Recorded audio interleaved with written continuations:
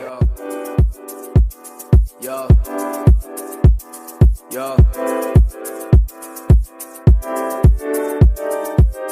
Get down, get down. Hello everyone and welcome to this new video. In this video I'm going to be going over my new build. I'm going to be talking about the Reaper update notes, PvP in general, and I'll be showing some gameplay in the background while I do all that. First of all, sorry for the long break that I've been taking. College is still really busy, so I've been playing on and off like a couple of matches a day, but I'm not very active at the moment. But after these last couple of updates, I've become quite excited and started playing some more, so hence the video. First of all, let's go over the updates that recently happened on April 27th, I believe. First of all, Gravedigger got an extra range increase from 170 to 180, which is pretty nice, you know, nothing major, but sometimes it now does hit enemies that you usually would not have. They also changed Locust Swarm, which is a nerf in my opinion. It now hits every 0.5 seconds instead of every second. They cannot critically hit since they now count as a siphon, and also reduced the range from 210 to 180, which is very weird. Locust Swarm used to be really good, especially in combination with Might on critical hits and the Blighter's Boon trait. But as it is right now, I think I tried it out and the most damage I got was like 2,000 damage, while before it could crit and maybe get up to like 5,000 to 6,000 damage if you were able of hitting everything. So yeah, I did not necessarily like Warhorn before, and now I'm just really never gonna play it unless they change something again. At the moment, Focus is just one of the best offense, so yeah. And coming to that, they changed Reaper's Touch, which was the clunky number 4 skill on Focus. It's now been renamed into Soul Grasp, and basically it shoots out a black hand. You know, I think it uses the same animation that Lich Form number 2 used. It has 2 casts, which is really nice. It sends out a hand with 1200 range, which life siphons and inflicts vulnerability and gives you 10% life force for every single hand that hits. It also heals you. It heals for about 450, and it deals 850 to 1,000 damage based on damage multipliers. So, to be honest, it's a little bit of a change. Reaper's Touch, if you use it in the correct situation and it bounced and critically hit, it could do like an instant 3,000 to 5,000 damage. But Soul Grasp is just more reliable, and the extra life force is very, very useful. So I'm still getting used to it, but I really appreciate that it's, you know, just a reliable skill now, and you can use it in most situations. So to be honest, I'm quite happy with it, but it is a change. Then we have Death Spiral, which got a reduced recharge time. They increased the range, and I think, yeah, it removed bonus damage to targets above 50% health. Well, that wasn't anything big. So, you know, it's just more life force more often, and more reliable as well since it has a longer range. So pretty happy. And then the biggest change, in my opinion, at least the one that I'm most happy with, is the one to Grasping Darkness, which is Greatsword number 5. They increased the range of the skill from 750 to 900, and they also changed it so that it does not count as a projectile anymore, which I'm very happy with.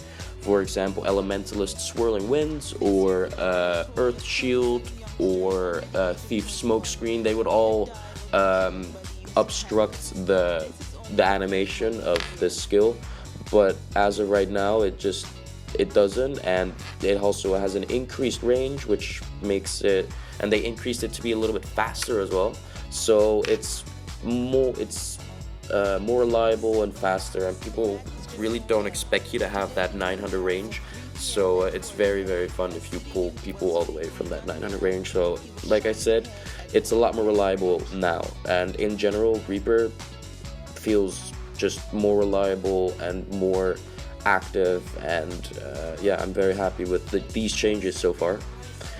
They also changed, oh no, they fixed the bug with Sandswell. I don't even like Sandswell, I prefer Fleshworm. And then the last change, Soul Eater. This trait has been reworked. It now increases the strike damage dealt to all foes within a range of 3. Oh, so before Soul Eater, it reduced the recharge time of greatsword skills by 20%, which I really miss. But what we get back is, I think, better.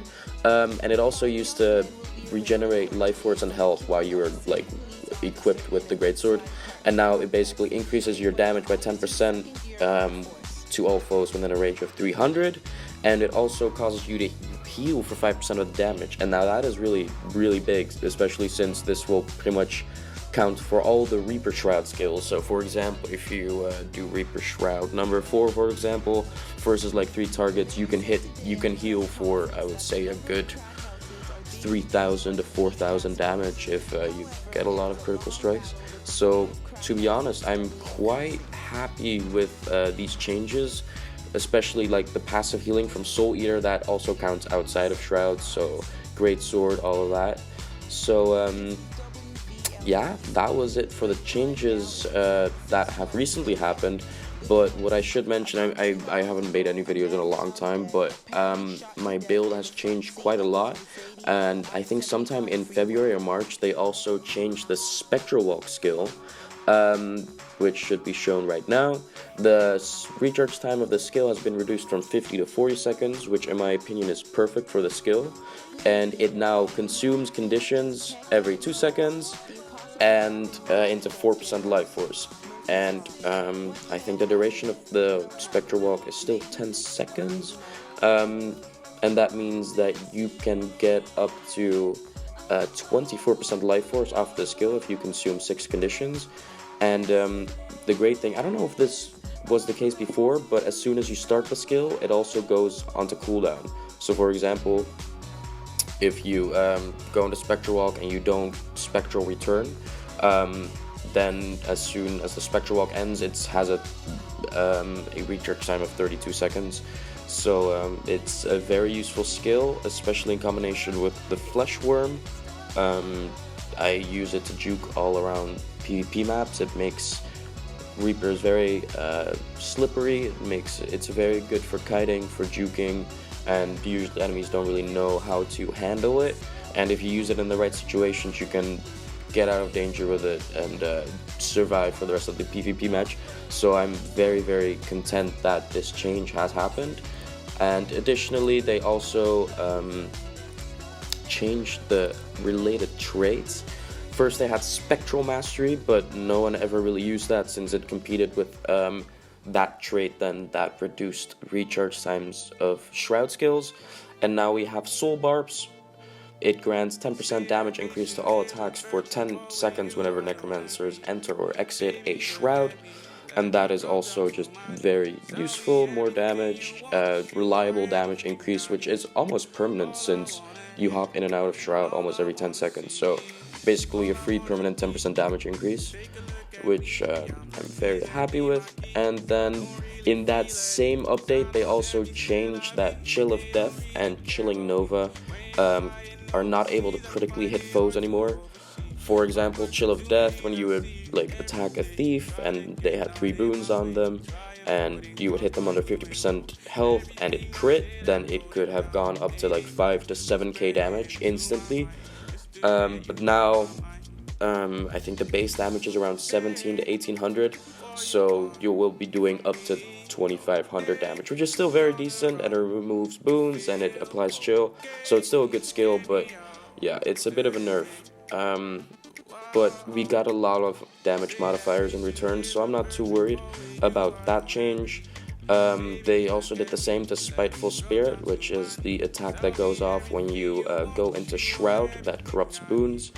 But like I said, we got a lot of damage modifiers in return, so I'm very, very happy with the changes overall. Lastly, in the April patch, they also came up with the Dark Leap combo, a new Dark Leap combo, which will give you Dark Aura. This new effect reduces incoming condition damage by 20% and inflicts 2 seconds of torment when you are struck.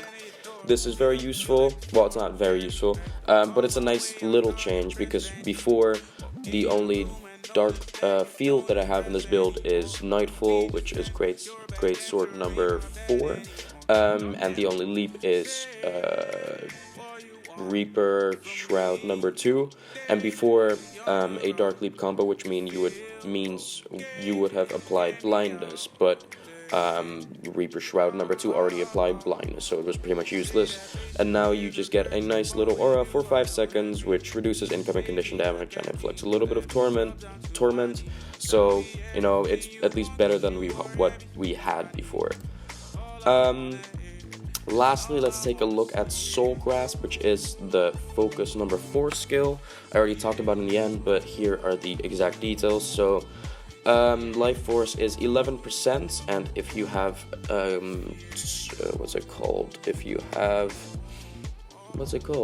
Soul Reaping equipped, the trait line Soul Reaping, you get Gluttony, and that means you get an extra 10% life force from skills that get life force. So I think the life force on this would be 12.1%, which is still very good. This skill is also affected by my traits Inspite, which increases the damage of focus and axe skills by 10%. And as I said, the range is 1200. The damage is due to all the power and damage modifiers that we have is around 850, and it is very it's very spammable. You can just spam it and make people waste their dodges, and I especially like to use it on down body since it's a free 10% life force, and 10% life force is quite a lot, to be honest. And then the healing is not to be overlooked. It's a nice little bonus, so I like what they did to this skill, but I'm still getting used to it. And that was it for the changes. Overall, I'm very happy. I've been playing a lot of ranked PvP matches, and I'm very content with how Reaper competes at the moment. It's reliable. You can juke a lot more since Spectral Walk is like a viable skill option now, and it is also very useful for getting rid of conditions. And that brings me on to the build. First, we have the skills that I use. Of course, I still use Axe and Focus because it's a reliable form of range damage, especially with the trait that I have equipped, which reduces all the cooldowns by 20% and increases damage by 10%. Then we go on to my healing skill. Consume Conditions is still... Oh wait, the other weapon, Greatsword, is of course...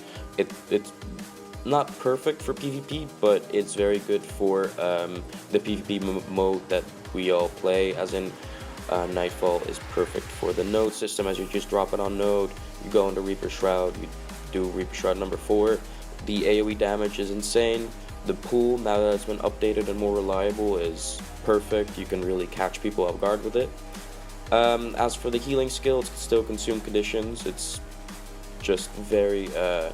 I know the cast time is a bit long, but for example, I have an agility sigil, so when I swap weapons I use it, or after getting out of Reaper Shroud I use it, so that compensates for that.